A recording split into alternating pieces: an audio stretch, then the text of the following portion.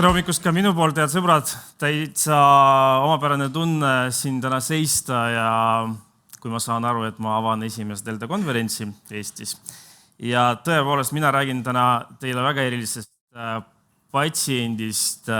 Tegelikult see oli Oliveri mõte, tema mõtles teema mulle välja, sööti sisse ja nüüd ma olengi siin ja räägin siis Dumbost. Päris Dumbo ei olnud, aga täiesti neid väljakutseid võib olla täitsa palju ja kui patsient, tegelikult ütleme ka, kui mina hakkasin mõtlema, et okei, millest ma räägin ja mina pakkusin sellist teemat nagu väga suur patsient, mille peale Oliver ütles, et inimesed siis mõtlevad ja arvavad, et tegemist on banaalse ülekaalulise patsiendiga. Minu patsiendid tõesti võivad olla ülekaalulised ja mina räägin siis teile elevantidest. Ja elevante on erinevaid, ehk siis meil on 2 liiki elevante. Kui te tulete meile külla Tallinna loomaaeda, siis te näete neid kõige suuremaid Aafrika elevante. Jah, nad on tõepoolest küllaltki suured. Selline loomake võib vabalt kaaluda 5 või 6 tonni. Meie elevant Karl, kes on 40-aastane, kaalub hetkel 6,3 tonni. Ehk siis kui sellist patsienti peame opereerima, mida oleme tegelikult 5 korda elus juba teinud, et siis tõepoolest mõtled, et kuidas sa teda magama paned ja eriti mõnus, kui sa planeerid, kuidas ta üles tagasi saab.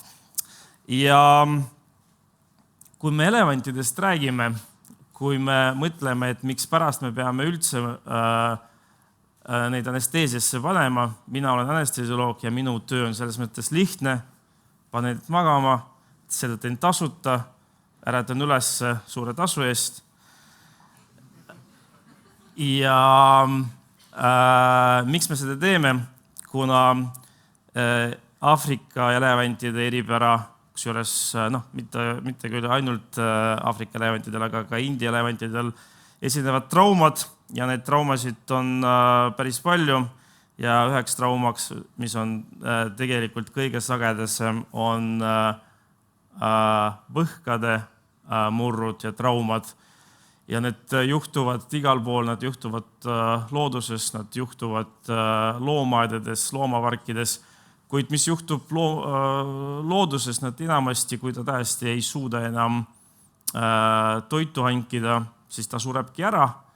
Ja tänapäeval me ikkagi räägime sellest, et Aafrika kontinendi jaoks on elevante pigem liiga palju, sest vaatamata sellele, et nende suhteline arvukus on langenud, me peame arvestama sellega, et ka inimesi maailmas on palju rohkem ja tänapäeval ikkagi need elevandid tekitavad päris palju probleeme inimestele, et nad ei käitu alati hästi.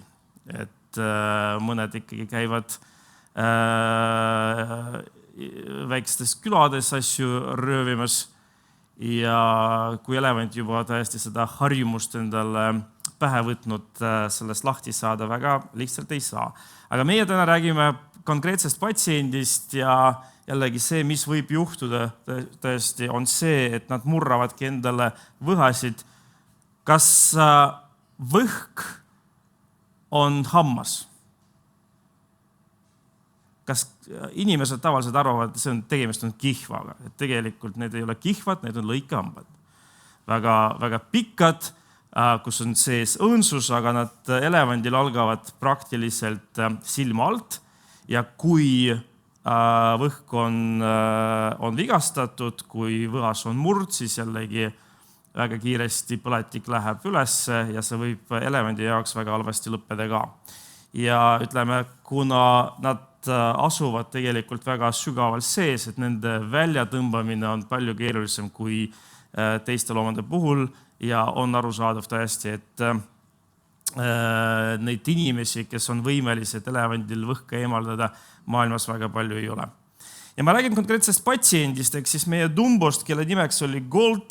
Ta on 5-aastane Aasia elevant, selline nooruke, mõnus, kaalub ta natukene üle tonni ja elab ta Vietnamis ja 4 aastat tagasi läks ta kaklema teise suurema elevandiga ja murdis siis oma mõlemaid võhkesid. Ja põhimõtteliselt me saime teada, et selline elevant üldse eksisteerib, kes vajab reaalset abi, aga COVID-i pärast me sinna kohale minna ei saanud. Ja siin koha peal tegelikult, mul kahjuks ei ole pilte ega videosid, aga kui me räägime Vietnamist, kui me räägime Indoneesiast, Indiast, siis tegelikult on väärt mainida, et need elevandid elavad koos väga eriliste inimestega. Need inimesed on mahuudid. Ja kes on mahuud? See on üks noor poiss, kellele vanemad kingivad elevanti. Ja nad kasvavad koos terve oma elu. Ja sul on olemas vend, aga see vend on elevant. Ja nad hoolitsevad nende elevantide eest, nagu tõesti see oleks päris vend ja ma olen mitmetes riikides täiesti kohanud neid ja on täiesti väga eriline suhe ja suhted selle elevandi ja selle noormehe vahel. Tavaliselt ütleme, kui nad kasvavad, ma mõtlen, mehed kasvavad juba täiskasvanuks, neil on olemas enda pere ja sul kodus elab veel perekonna liigene elevant. Ja ka inimene tegelikult võtab vastu hästi palju omadusi sellelt elevandilt. Nad on suurepärased, nad on hästi rahulikud, ütleks, et targad ka, aga tõesti on näha tõesti, et neil midagi sarnast olemas. Ja siis meie Goldist rääkides, et tõepoolest mõlemad võhad olid vigastatud. Ja jällegi, kui teil on hambad valutavad, alguses oli kõik enam-vähem, ehk siis ta ikkagi mängis, ta oli rõõmus, aga oli arusaadav tõesti, et see probleem vajab siiski lahendamist ja 2023. aastal juba tekkis Goldil üks suurem probleem tõesti, et hakkasid veritsema. Probleem oli tõsine, tal tuju nii väga palju enam ei olnud. Oli näha tõesti, et ka mahuut ise nägi, et elevant ei ole päris nagu heas tujus. Samas me jälgisime olukorda, kuna arusaadav, ütleme, et rahvusvahelise meeskonnad kohale toomine Vietnamisse ei ole odav lugu. Kindlasti ei olnud sellel mahuudil, kes kui Gold oli tollal 5-aastane, mahuudi vanus oli 12, et poisil ei olnud kusagilt seda raha võtta, et rahvusvahelist meeskonda kohale tuua. Ja jällegi rahvusvahelised loomade kaitseorganisatsioonid tulid appi, nemad hakkasid raha selleks korjama, aga olukord meil läks eelmisel aastal suht problemaatiliseks, et 22. veebruaril läks meie Gold paistesse, ehk siis pea oli paistes, oli näha tõesti, et loom piinleb, ta sõi hästi vähe, ta oli loid ja oli näha, et loomeke on valudes. Seega mõtlesime, et me ei hakka ootama, et millal nad seda summat korjavad, et oli palve moodustada sellist meeskonda, kes on võimeline koha peale tulla ja probleemi lahendada. Probleemiks oli meie jaoks see, et maailmas ei olnud ühtegi juhtumit, kus lühikese aja jooksul 1 nädalaga ühel elevandil keegi eemaldaks mõlemad võhad ära. Sest näiteks Tallinna loomaaias, kui meie elevandil olid võhad katki, see võttis 1,5 aastat ja 5 operatsiooni. Meie pidime minema 9 nädalaks, me pidime mõlemad võhad ära võtma. Sest ühe võtmine ilmselt probleemi lahendaks. Et oli koostatud siis meeskond Eesti, Lõuna-Aafrika ja Belgia. kus me mõtlesime, et vähemalt me midagi proovime, teeme kõik, mis on võimalik. Ja ütleme, minu kui anestesioloogi väljakutse oli see, et ma pidin täiesti mõne päeva 2 korda anesteseerima väga suurt looma ja me ei teadnud, kuna hambaarst, kirurg, ta on küll võtnud võhkasid, aga see oli pigem sellised juba hästi mädenud võhad, mis tulid suht ise ära. Ja ma mäletan, mul oli kogemus ka Tallinna looma eest meie Karli ühe võha eemaldamine, mida tegi kirurg Inglismaalt, kes on inimeste hambaarst, aga tal on selline hobby reedeti, ta mujal maailmas opereerib elevante. Tal on Londonis on täitsa oma kliinik olemas ja temal võttis see protseduur 11 tundi, ühe võha eemaldamine ja mina olin valmis põhimõtteliselt selleks, et protseduur saabki olla pikk. Ja ega see koht, kus me tegime protseduuri nagu kõige mõnusam ei olnud, väljas oli 40-45 kraadi sooja ja me tegime operatsiooni džunglites ja ainult meie hambaarsti instrumentide komplekt kaalus 147 kilo, millega me pidime kohale lendama. Ja ma näitan teile, et kuidas instrumentide kohale toimetamine siis käib ja siin on tegelikult, kui meil on heli olemas, siis te kuulate kuidas meie omavaheline suhtlus kohalikute inimestega käis, et nende sõnavara piirdub põhimõtteliselt ühe sõnaga.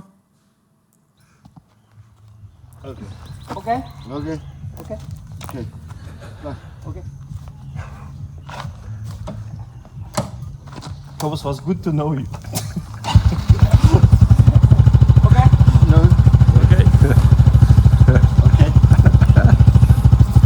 Siiamaani me nii suhtlemegi, okei. See kohver kaalub peaaegu 50 kilo. Ja nii see käiski. Ma näitan nüüd, kuidas protseduuri sellest käis, aga jällegi mul kahjuks ei ole videot. Mahut, see poiss 12 või ta oli 14 juba tol ajal. Tema valmistus protseduuriks 7 kuud ja tema teadis, et elevant peab kõigepealt minema ühele küljele, siis teisele küljele ja ta treenis elevanti minna sellele küljele, mida me vajasime ja muidu protseduuri päeval elevant on närvis ise ka ja te ei tee midagi ja mulle öeldi, et kui sa tahad, sa võid ikkagi kasutada laskmisrelva ja lasta ja kukutada elevanti. Ma ütlesin, ei, see poiss kulutas 7 kuud selleks, et teha midagi, et ta tunneks, et ta on meeskonna ja tiimi liige, ta tahab elevanti aidata. Ma ütlesin, me ootame tund aega, 2 tundi, 3 tundi, ma lasen tal teha seda, mida ta õpetas. Muidugi elevant tegi kõik ära, aga kui kõigepealt me paneme neid tegelikult seisma ja siis kukutame, et korraks ta tuli ikkagi veel püsti ja ma näitan teile, kuidas sellise loomakese anesteesia näeb välja, et elevant on rahustuses, sedatsioonis juba selleks ajaks ja jällegi, kuna me peame ikkagi jälgima, et pinnas ei oleks libe, siis paneme ekstra liiva sinna. Kateetri panek elevandi jaoks ei ole väga keeruline.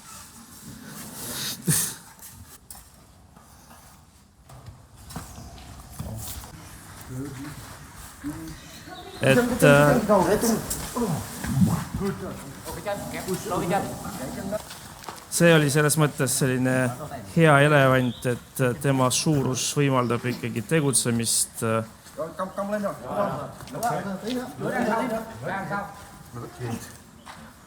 Gặp lại đẩy qua nha. Được chưa? Còn cái lốp đã. Lốp tránh này oé đây. Đi lấy qua đây.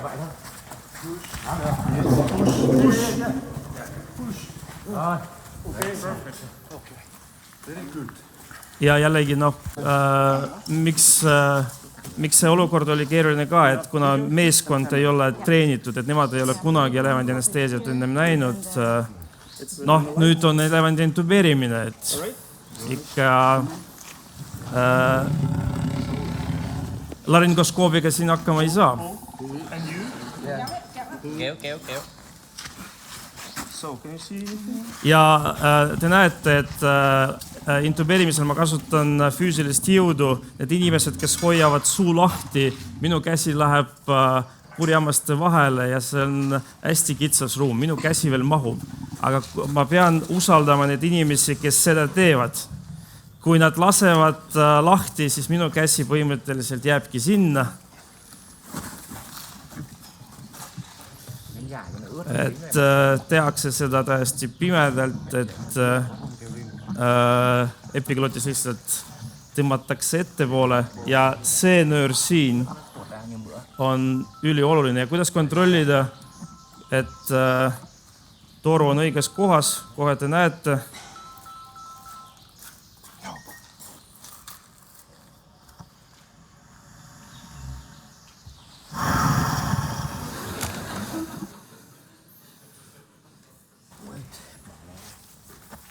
See on siis tegelikult juba teine protseduur, et jah, minna tuleb päris sügavalt ja täiesti iga kord mina pean usaldama neid inimesi, kes minu jaoks seda elevandi suud ikkagi hoiavad lahti, sest täiesti seal ruumi väga palju ei ole. Mind intubeerimisel ükskord hammustas ja pani suu kinni teravmokk ninasarvik, mul siiamaani ikkagi järgmid on olemas. Ja, et kontroll on lihtne. Ja siis protseduur iseenesest oli selline, et kirurg 2 protseduuriga eemaldas need mõlemad võhad. Jällegi probleemiks oli see, et selle protseduuri jaoks ei ole konkreetset instrumente, et suurem osa instrumentidest olid ikkagi lihtsalt töökojas tehtud. Kirurg ei teadnud, kui pikalt see võib võtta. Õnneks täiesti tegemist on oma eriala professionaaliga, et esimese võha eemaldamine võttis meil 3,5 tundi ja teise võha eemaldamine tegelikult võttis vähem kui 2. Aga meie pidime ikkagi olema valmis selleks, et meie protseduur täiesti võib kesta 5 kuni 10 tundi. Ma tean, et meil aega väga ei ole, aga kohe kirurg võtab selle võha välja. Ja jällegi see on kunstventileerimine, mehaaniline ventileerimine terve protseduuri ajas, sest tegelikult elevantidel on 2 tüüpi atelektaasi puhtalt selle tõttu, et ta on suur ja teine on absorptsiooni atelektaas, et alveolid langevad kokku, seega me ikkagi hoiame ta kogu aeg mehaanilisel ventilatsioonil, mis on väga mehaaniline. See on manuaalse mehaanilise ventilatsiooni segu, ehk siis inimene istub ja vajutab nuppu iga kord, kui elevant peab sisse hingama. Ega nagu te näete, väga kirurgilised instrumendid ei ole, aga kõik, mis töötab, see töötab. Ehk siis see oli tõesti väga ilus moment.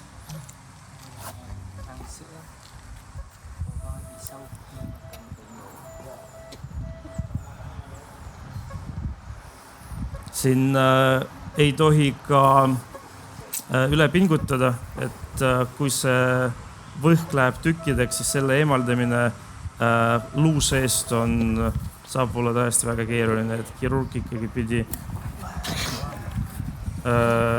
ootama. Ja see on siis põhimõtteliselt see, kuidas elevandi ventileerimine käib, et see on ventilaator, mis on hapnikuga ühendatud, inimene lihtsalt vajutab nuppu ja rõhu all hapnik pääseb siis kopsudesse. Ja minu patsiendid iseseisvalt ka püsti ei saa, et neid tuleb aidata iga kord, sest jällegi lihased lähevad kangeks. Aga nagu te näete, Goldil läks kõik hästi. Ja need on siis need võhad, mida me oleme eemaldanud patsiendil. Ja näitan teile, kuidas Gold nägi välja järgmisel päeval. Et oli näha, et kui ta enne ei ole söönud, siis järgmine päev oli ta väga nõus juba suhtlema ja oli väga nõus meilt ikkagi juba toitu võtta. saime mõne päevaga suurteks sõpradeks. Et ta talus meid väga hästi ja tänapäeval see haav näeb nii välja, Colt tunneb ennast väga hästi. Ja mul on viimane küsimus teile, et enne loengu lõppu rääkides sellest, et mis on see loomaarsti anestesioloogi eriala, kas elevant saab puu otsa ronida? Ja ma ütleks, et ei saa, aga eelmisel aastal, kui ma lugesin minu üliõpilastele sõnad peale, et elevandi anesteesia võib olla kas väga keeruline või väga igav ja ma loodan, et täna on väga igav, mul elevant ronis puu otsa. Ja ta ronis nii, et tal võhk jäi kinni ja jalg kahe oksa vahel ja see, mis tekitas või tegi olukorda palju mõnusam, see puu kasvas täitsa jõe kohal, et kui ma saen puu, siis mul elevant kukub jõkke. Ja be prepared, eks me pidime ta teisele poole välja tõmbama. Aga kui töötate elevandiga, mul on alati üks video, mida ma näitan tudengitele või nendele inimestele, kes väga elevantidega tahab töötada. Elevandid ei saa olla rinnakul, neil kopsud on ühenduses rinnakorviga ja need peab alati lükkama ikkagi külili ja ma näitan alati inimestele seda videot.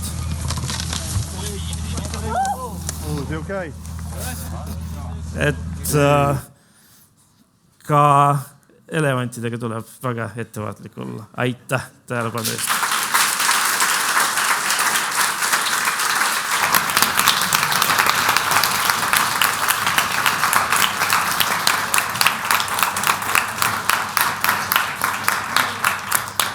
Aitäh doktor Semjonovile nii ägeda ja täiesti teisest universumist ettekande eest.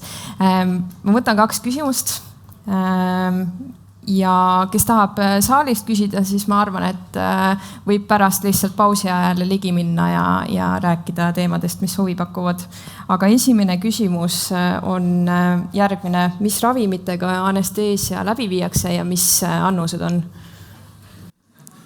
See on väga hea küsimus. See on tavaline küsimus, eks ole. Kui me räägime ravimitest ja toimeainetest, siis ega muud midagi kui alfa-agonistid ja opioidid ja ketamiin me ei kasuta, eks põhimõtteliselt need samad asjad, mida teie kasutate oma igapäevases elus. Ja spetsiaalne ravim, mida teie ei kasuta, mida meie päris tihti kasutame elevantidel, on etorfiin. See on opioid, mis on 4000 korda kangem kui morfiin võrreldes. Ja selline ravim, kui te saate endale limaskestale, siis ilmselt on teil aega koju korraks helistada, et ta enam ei tule. Et õhtusööki planeerimisel nagu teiega arvestama ei pea, ehk siis ta tapab inimest umbes 2 minutiga. Ja kuna tegemist on sellise kange kraamiga, ma isegi siin suvel näitasin ETV-le, et tegelikult kui me räägime just mahust, et elevant jääb magama, kui talle süstida 0,4 milliliitrit, et me ei räägi liitritest, et kuna tõesti kraam on kange. Ja teine küsimus, et elevandi võhkadele on olemas mustturg, et mis sellest võhast saab, kui see eemaldatud on? No, ma võin poole naljaga vastata, et kui me pärast eemaldamist puhtalt meie teadusartikli jaoks tahtsime need võhkasid pildistada, et kohalikud, kui me palusime, et kas te saate neid tagasi tulla, nad väga ettevaatliku näoga nagu vaatasid meile otsa. Ma ütlesin, et ilmselt juba mustal turul. Aga reaalselt, kui me eemaldame neid põletatakse ära ja näiteks kui Tallinna Loomaaias Karlil olid eemaldatud võhad, siis nad Loomaaiast välja mitte kuhugi ei läinud, et Keskkonnaministeerium tuli kohale ja koos nendega olid nad kohe Loomaaias ka ära põletatud. Nii, aga siis on kõik praegu. Suur tänu!